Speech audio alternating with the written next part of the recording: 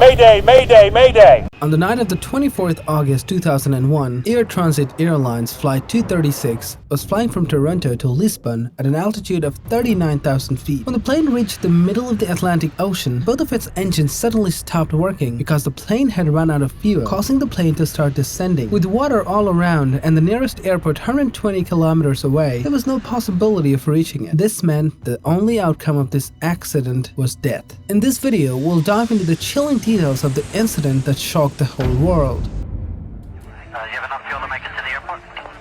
Negative, sir. We're just running out of fuel.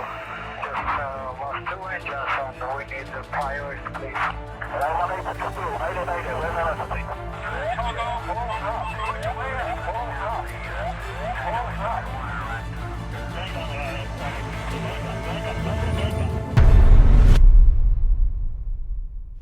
On the evening of August 23, 2001, Air Transit Flight 236 was getting ready to depart from Toronto Airport to Lisbon, Portugal. With a non-stop flight of 7 hours ahead, the plane was topped up with 48 metric tons of fuel following its routine service and maintenance check. This flight was on an Airbus A330, known for being one of the most advanced and safest aircraft of its era. 48-year-old Captain Robert Pichet had 16,800 flight hours experience, while First Officer Dick Day Jager had flown for 4,800 hours. Both had flown the Airbus A330 several times before. Shortly after, 293 passengers and 13 crew members boarded the flight. Around 9 p.m., the plane successfully took off from Toronto Airport. The pilots then slowly turned the plane towards the Atlantic Ocean to take it to Lisbon. Within a few minutes, the plane reached its cruising altitude of 39,000 feet. During long flights, the pilot doesn't have much to do as the autopilot system handles most of the tasks. The pilot mainly monitors the situation and updates the control tower about the plane's location. 4 hours have passed since the flight took off. Everything was going smoothly, and most passengers were fast asleep. As the aircraft reached the middle of the Atlantic Ocean, Captain Robert Pichet noticed an abnormal reading on the engine number 2. An alarm bell rang, signaling the start of a challenging situation for the pilot. At around 1 a.m. at night, the pilot noticed that the oil pressure in the right side engine had significantly increased. Additionally, the oil quantity was low and the oil temperature was indicating as low. This was an unusual occurrence for both pilots as in their experience.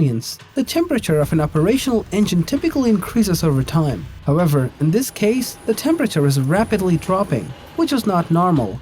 Consequently, both pilots immediately consulted the flight manual but were unable to find any relevant information. Without wasting any time, the pilots make a direct call to Air Transit's Maintenance Control Center in Canada, urgently reporting the issue. Mirabel Transat 236. Hi. Hi, we have a little problem. We're getting the warning oil temp low and oil pressure high on the ECAM for engine number 2. There's nothing in the QRH nor the FCOM. Can you help us out? However, the response they receive is less than satisfactory. Please continue monitoring the error, and as soon as we have any updates, we'll get in touch with you.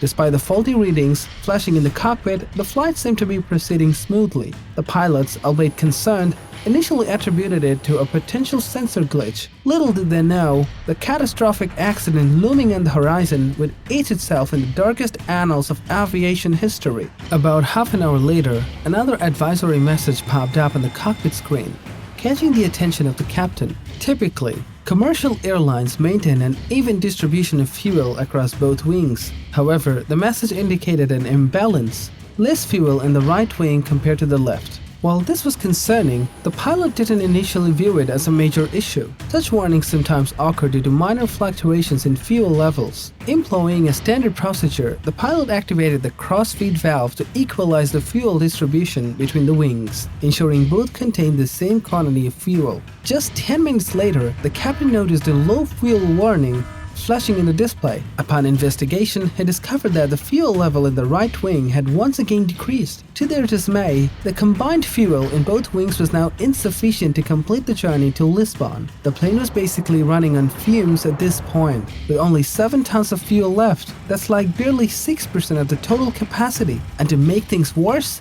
it was dwindling super fast. In that critical moment, the pilots had no choice but to change course. They decided to make an emergency landing at Lajes Airport on Terceira Island, the closest airport around. They wasted no time and got in touch with the air traffic control there, explaining the whole situation. Yet, both pilots couldn't shake off the nagging question, why was the fuel depleting so rapidly? And the big worry was whether they could even make it to Lajes Airport. Desperate for answers, the captain asked the flight attendant to peer out the window and check the right wing for any signs of fuel leakage. But in the dark of the night, it was impossible to spot anything.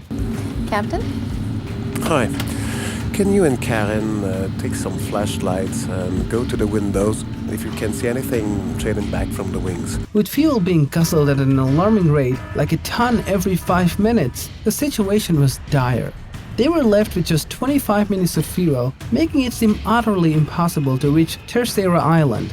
Next, the maintenance team advised the captain to ascend to 20,000 feet to confirm the fuel leakage. However, the captain declined the suggestion. He reasoned that, even if they confirmed the leak, they wouldn't be able to regain the altitude of 39,000 feet. Instead, he proposed that staying at their current altitude might allow them to glide a few more kilometers forward in case of emergency. But just then, disaster struck. The right engine burst into flames, confirming their worst fears. The plane was indeed leaking fuel. The explosion sent shockwaves through the cabin, throwing the passengers into a state of panic and causing the plane to tremble violently. In a bid to calm everyone down, the captain urged them to remain seated and composed. With just one engine remaining and a mere 45 tons of fuel left, the aircraft's ability to stay airborne was severely compromised. Slowly but steadily, the plane began to lose altitude. With only 600 kilograms of fuel remaining and still 240 kilometers away from their destination, the situation looked increasingly dire. And at this point, the captain's biggest fear of the moment became reality as left engine of the plane also ceased functioning. After running at full thrust, the aircraft began to glide over the Atlantic Ocean without any working engines, and at the same time, adding to the chaos, the power system of the plane also shut down, plunging the entire cabin into darkness. Fortunately, the critical equipment in the cockpit was still functioning on emergency power. With Lajes Airport a mere 120 kilometers away and the plane descending to 30,000 feet, the crew faced a nerve-wracking reality. If the aircraft couldn't make it to the airport while gliding, a water landing was inevitable. Immediately, the crew sprung into action, swiftly preparing the passengers for the possibility. Yet, landing on water posed grave risks. Passengers would endure a significant impact upon landing, and even if they managed to survive that, the threat of drowning loomed large.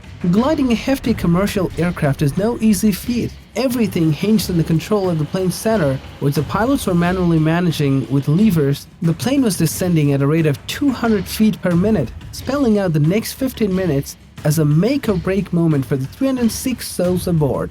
Their fate hung in the balance, poised between life and death. After a few tense minutes, the gap between the aircraft and the airport dwindled to just 15 kilometers. According to protocol, the flight should have been at an altitude of 3,000 feet at this point. However, the plane was still soaring at 13,000 feet. If the captain had abruptly pitched the aircraft downward to rapidly reduce altitude, there would have been about a 90% chance of crash landing. Sensing the gravity of the situation, the pilot made a quick decision, executing a 360-degree turn right then and there. This maneuver kept the distance to the airport unchanged, but it effectively lowered the altitude from 8,000 feet to 5,000 feet. It is still higher than the recommended level, but is safer compromise given the circumstances.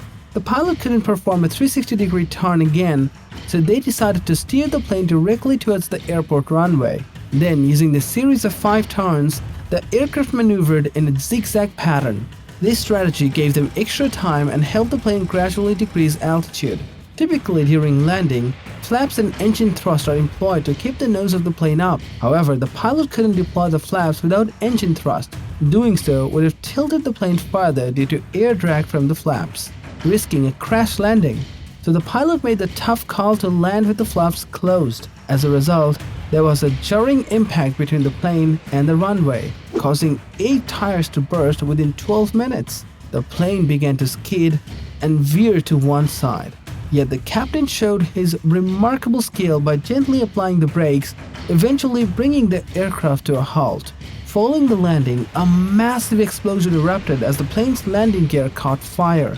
Thankfully, the quick response from the emergency crew stationed near the runway swiftly extinguished the flames. Thanks to the courageous actions of the pilot of Air Transit Flight 236, all 306 passengers on board were safe. To this day, this remarkable incident stands as a unique record in aviation history, the only instance where a plane collided to its destination for such an extended period without any engine power. Now came the crucial question: why did the error occur? An investigation into the incident revealed that during the pre-takeoff maintenance in Toronto, engineers had replaced a component of the plane's engine. Unfortunately, this replacement part didn't fit snugly, causing vibrations during engine operation. These vibrations, in turn, ruptured a nearby fuel line. Additionally, the pilot was found to have contributed to the situation by not giving sufficient attention to the fuel leakage. Moreover, leaving the crossfeed valve open for an extended period resulted in fuel from engine 1 seeping into engine 2, exacerbating the fuel depletion issue. Now, I want to hear your thoughts regarding this incident. Whose fault do you think is more evident in this story? Tell us in the comments below. If you enjoyed this, make sure to subscribe to the channel to get more content related to this. See you in our next video. Until then, take care and thanks for watching.